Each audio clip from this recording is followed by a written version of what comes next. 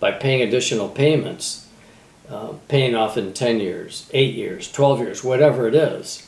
We'd like to be able to offer that to them. It's just a software program to keep track of payments, just like a bank would.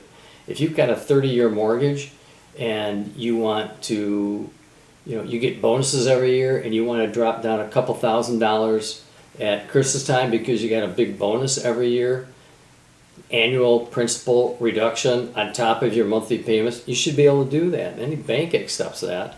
We're not, the board's not going to allow that. So we think that we should be able to do that. We've asked if First Service has the software to account for that, and we've heard nothing. No response, no answer to our question.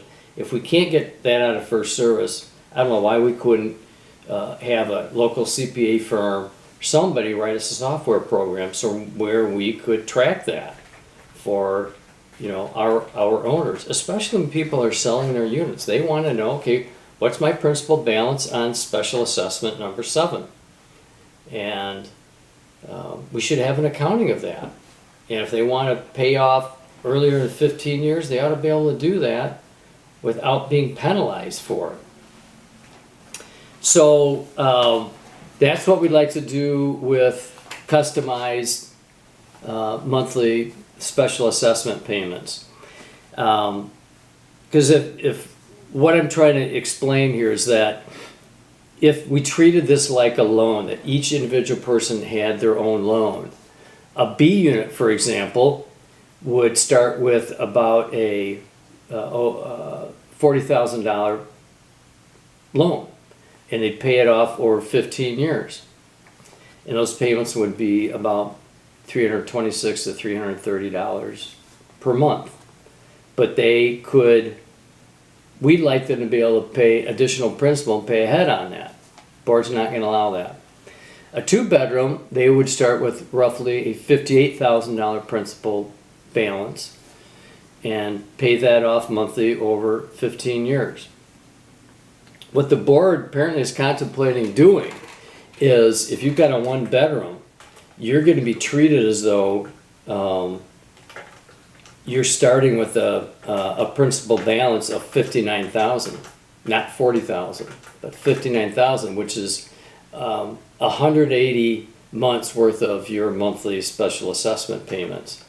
And if you sell your unit, then all you're going to get credit for is the X number of months that you paid in times your monthly special assessment, and reduce that total from the case of a 1-bedroom unit from $59,000. In the case of a 2-bedroom unit, take those payments off of $86,000. Seriously? That's how they're handling the accounting on this? I don't know. We can do a lot better than that. Okay.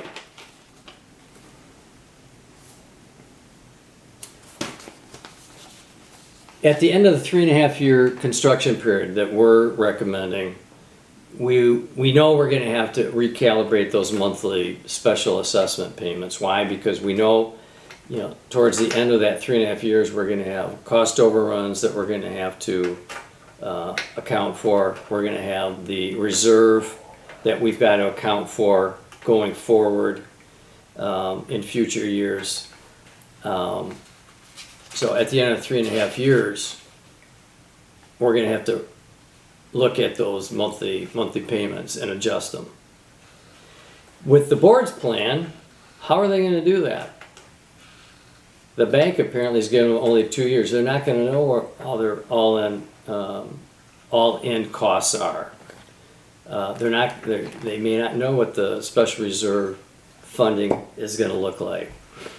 So that's really problematic, for the board's plan. How are they going to account for that? When are they going to look at the special assessment payments? They've got to adjust them. Are they going to do it after 2 years?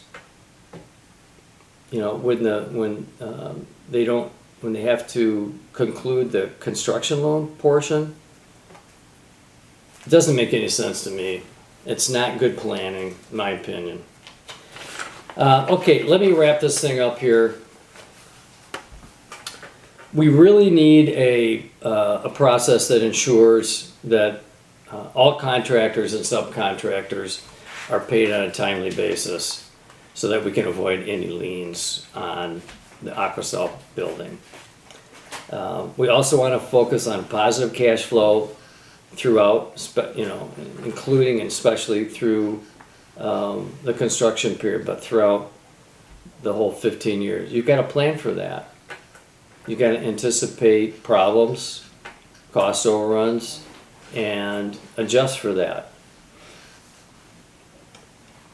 We've got to we're going to have to pay particular attention to the bidding process. We might have to go back and rebid some work.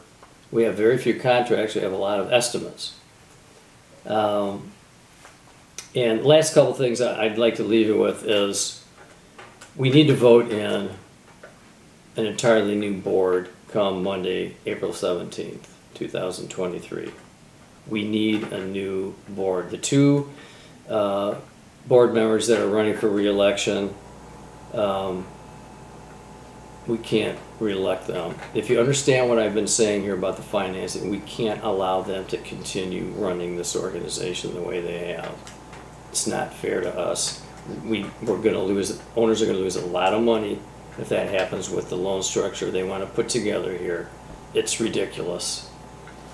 And so if we want to change the lack of transparency and get some transparency, if we want communications between board and owners to improve, if we want some financial responsibility and accountability at the board level, and maybe as important as all that, we need to build a real sense of community here at Aquasol.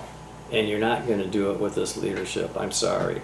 We have to have a new board, all three new board members come April 17th.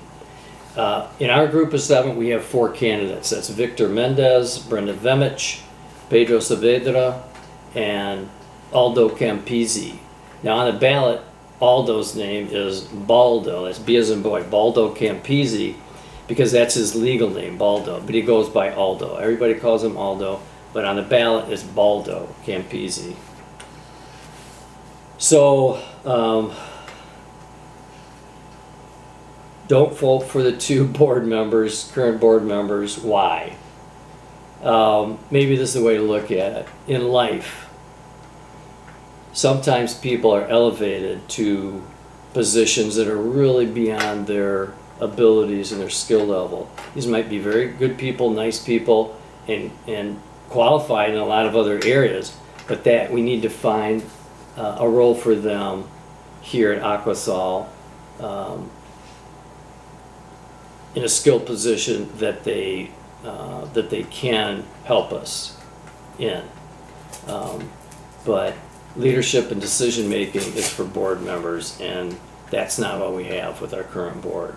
So we need a new board come this coming Monday.